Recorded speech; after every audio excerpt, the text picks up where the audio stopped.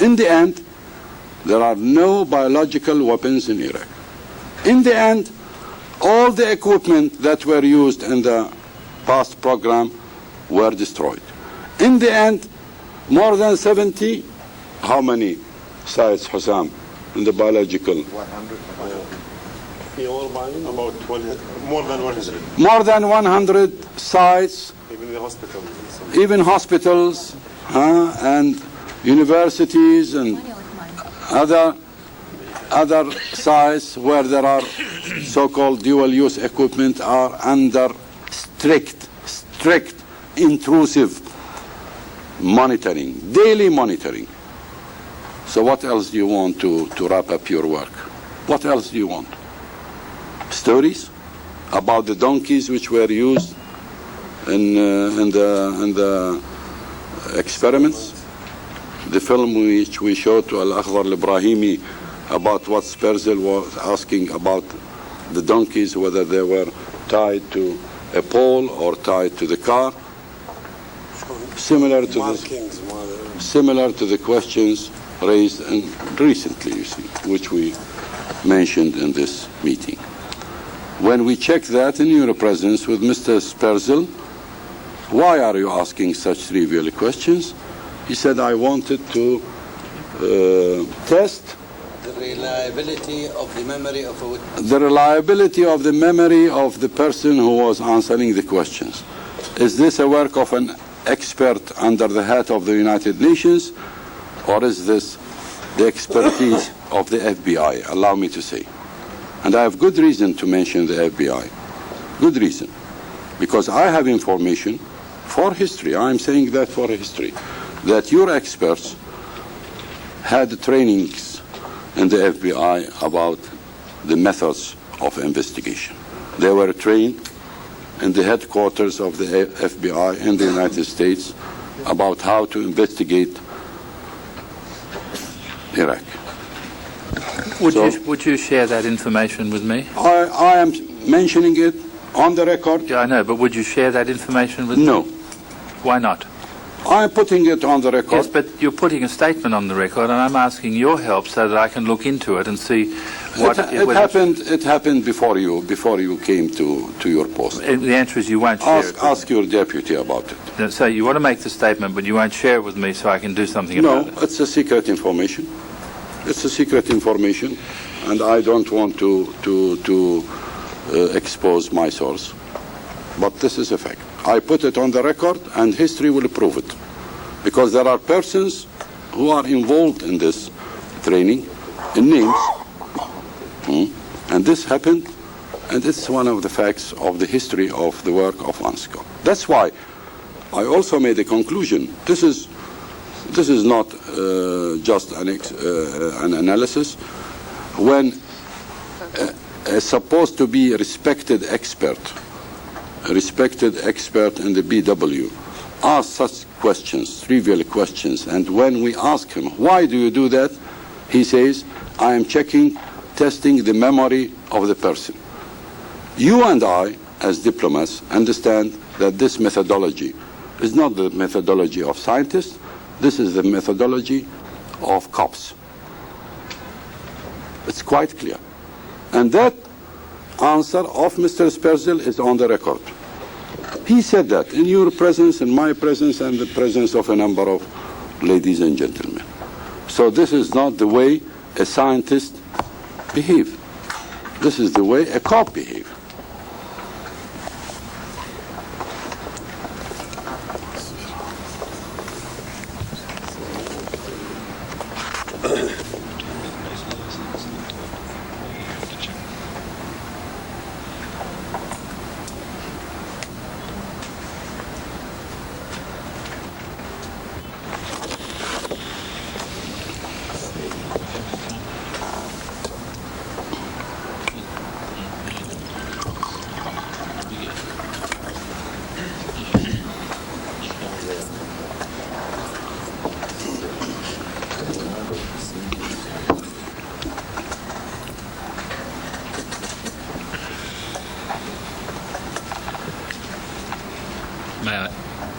may I ask, that's it for presentation of your side on this part of our discussion. عندك شيء على الكيميائي؟ يعني متحضر له؟ لا الحقيقة يعني هو ردوده كانت إيجابية ناحية الكيميائي بس ننتظر موضوع البي اكس. إذا أردنا scientific speculation على البي اكس بس أنا حبيت لا ما كنت ما أعتقد. يعني عالجته بالطريقة إلا إذا علق عليه بعدين نسوي عليه.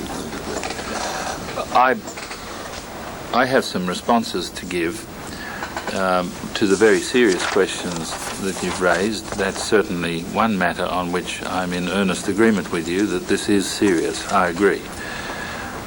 Some claims have been made in the last hour which deserve a reply, not for reason of argumentation, but for reasons of clarification. Some of the claims that have been made have been wrong, and I'd like to explain how that's the case and how we can improve the situation. But I think there's not time for me to do that now, and I'd prefer to do it at our next session. It's 25 minutes to 1. Perhaps you might like to show us the movies, and we could use the 25 minutes for that purpose. It's just a question of what it would be useful to do with our time. I've already expressed some skepticism about whether this is a useful use of our time, but you'd like to do it, and please go ahead, and presumably that will take us up to 1 o'clock.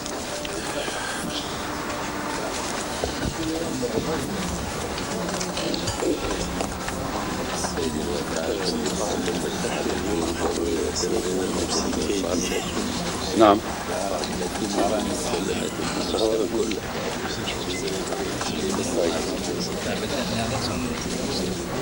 قربوا له هذا، قربوا له التلفزيون.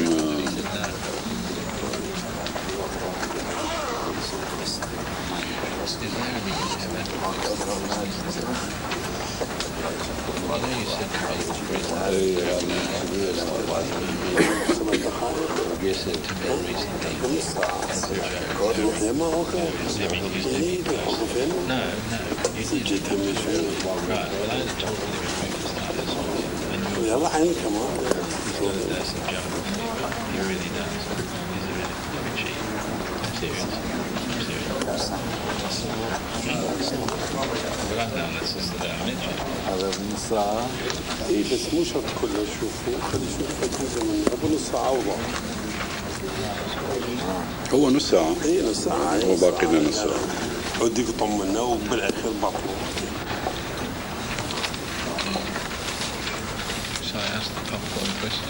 رجع يجوز. لا مو أنا بح شفته فما رجع.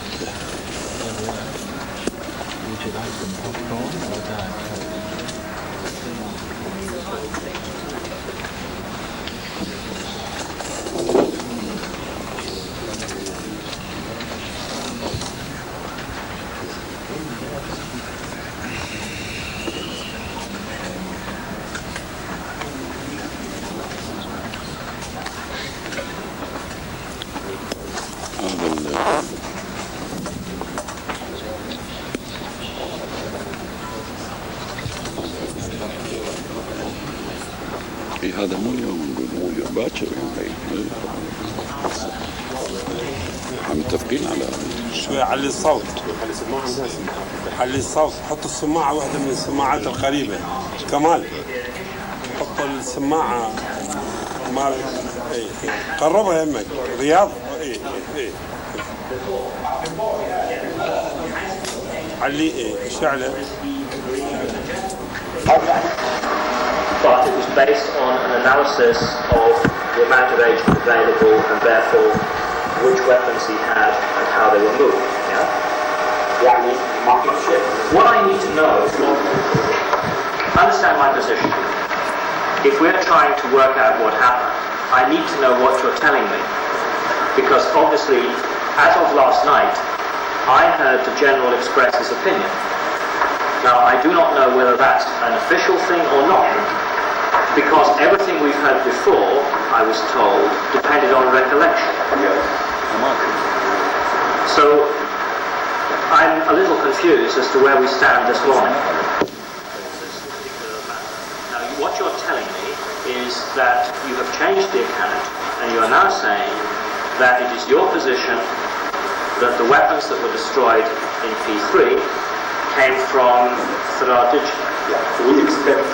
Having established that, I would like to stay for the moment with pit P3.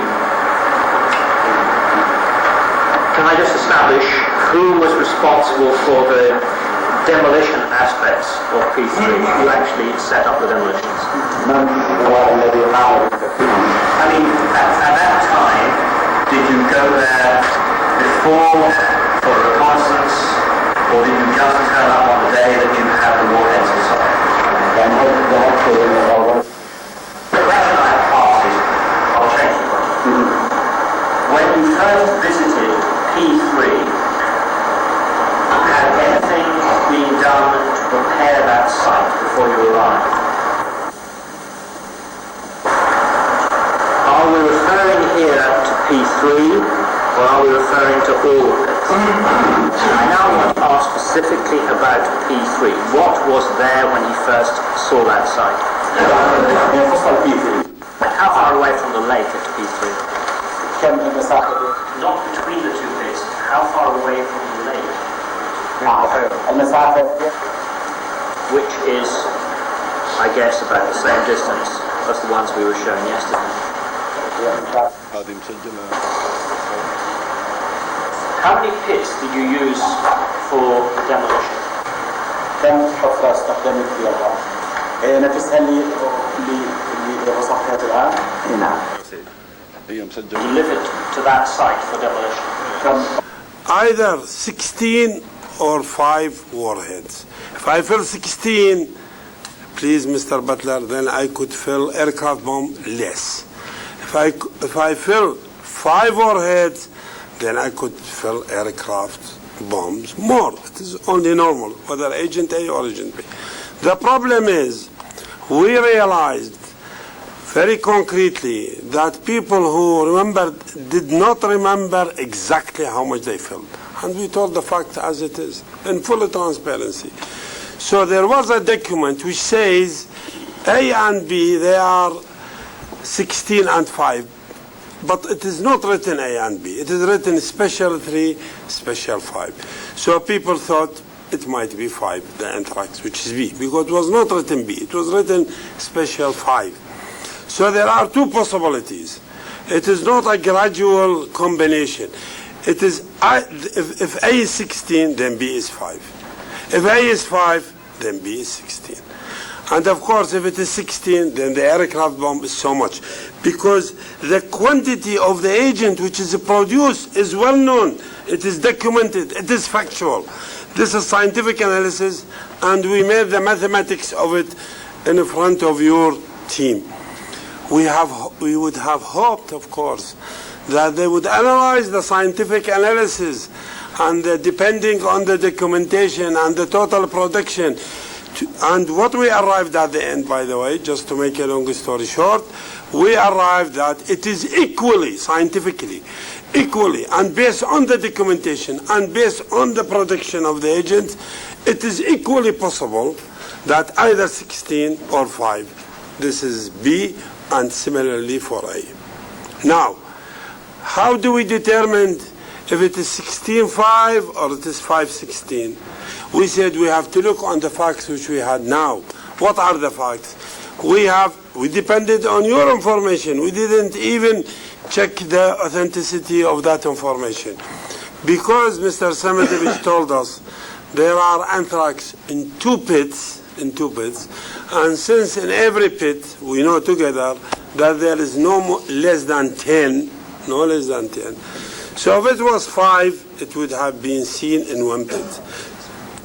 If we have seen it in 2 pits, that means it is more than 5. So since we have either 5 or 16, that means 16 is logical. This is one reason. What does this has to do with the recollection of the experts? I don't know. Second reason, he say we have evidences of laboratory tests that at least we have 7 anthrax. So that means it is not 5, because if 5, how could we get 7? So it must have been 16. So we said, as a scientific analysis, as a detection, as a conclusion, as a statement, this is how it is. And we have hoped that they will analyze this information and tell us. Until today, we hope they will make a similar analysis. Let them contradict us scientifically. Let them agree. Let them modify. Make a different conclusion. They didn't utter one word. We know this procedure. Whenever we have a solid case, it needs to be investigated. We have to analyze it in New York. You know, we have to look at it in depth. We have to corroborate it with other evidence. We have. But when there is a silly statement by an expert making a recollection of 8 years ago on a detailed situation in the field, this is important. We have to address it. It is an Iraqi declaration. It becomes a big issue.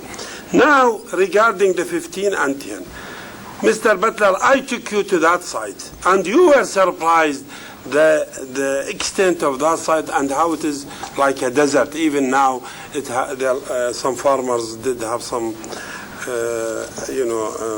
agriculture there. But it is quite an unpopulated area. Mr. Samedevich now is considering it a very important contradiction. How our people recollected 8 years ago, we're remembering 8 or 7 years ago, that pit P1NX, it is not even P1NX, and this is P3, and the distance between them is only 500 meters in an area where there are more than 10 kilometers totally unpopulated, unreferenced, unindexed. He wants them to say 15 and 10, or is it 10 and 15? Goodness knows who remember this. Of course, when you pressurize them, when you terrorize them, when they are thinking they are making a big responsibility on behalf of Iraq, because it will be considered an official statement, I have told this to Mr. Samedevich, sometimes you mislead them to say, okay, there was 15 here. How could he remember he done the destruction there 15 and here 10, or this is 10 and this is 15? And he want to check a scientific information through recollection of 1 or 2 officers, and he talked about all the people. I am really surprised how misleading and misrepresenting of the facts.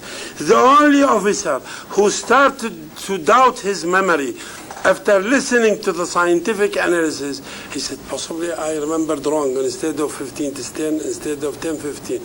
He is the only person who started to doubt and changed his recollection. And you know, he's changing a very important data. It is nothing in which pit. I have been to this site many times. To be honest, I don't remember. Where was P3? Where was P? You have seen it. It is not, there are no landmarks there. It is totally deserted. How could he remember?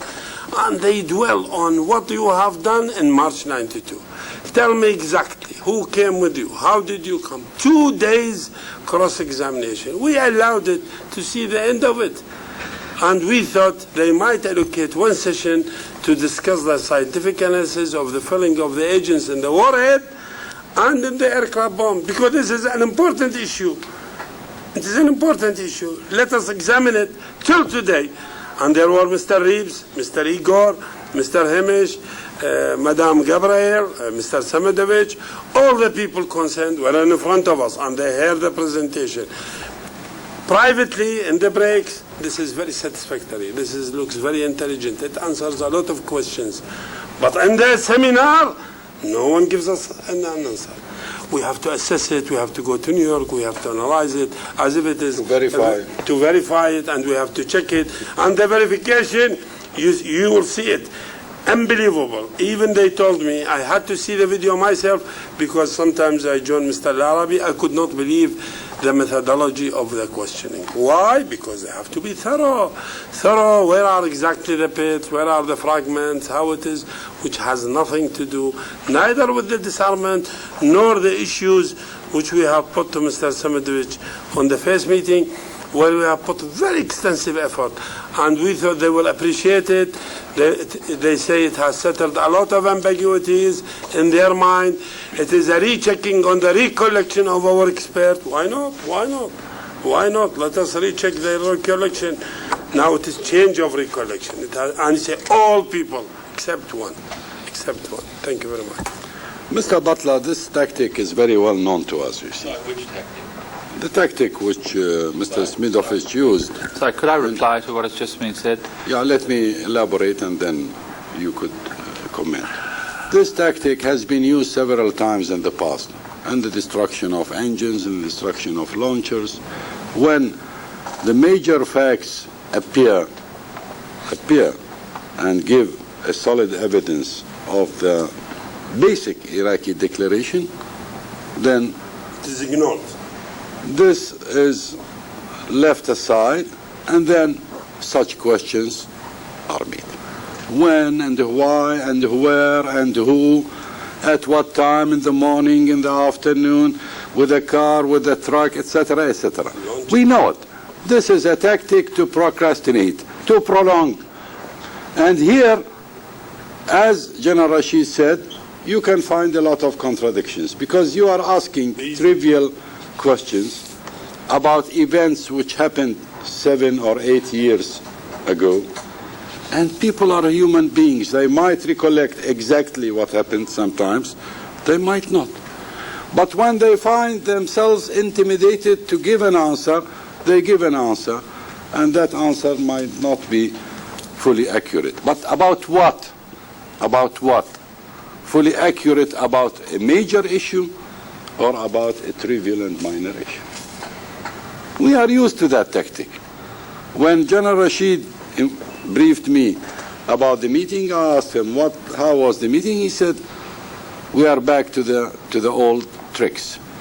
The same episodes which occurred in 1997 and before were repeated in those meetings. That's why you come and tell me, well, there has been a progress, but it's not enough. We need more accurate answers. You need more documentation. We need this.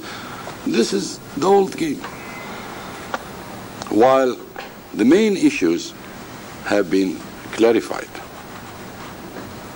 Most importantly, what you are talking about are destroyed warheads.